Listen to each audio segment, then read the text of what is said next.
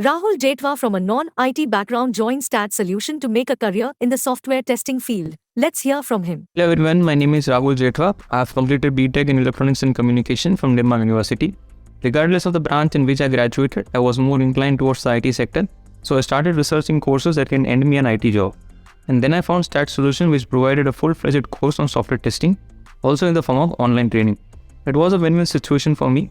After this, I enrolled myself in STAD Solution for manual as well as automation software testing training course. During my training period, I've acquired knowledge about all the basic to advanced concepts of testing, as well as learned how to create the test artifacts, such as the test plan, the test cases, the test scenarios, requirement testability metrics, the bug report. I have received hands-on experience by testing web applications, game applications, as well as mobile applications. In automation software testing, I have learned about MySQL, Postman, as well as Selenium with Java. I'm very thankful to Richa ma'am and Kashyapi ma'am for guiding us throughout the course. I highly recommend getting in touch with the STAD Solution team for those who wish to make a career in the IT industry as a software tester. Thank you.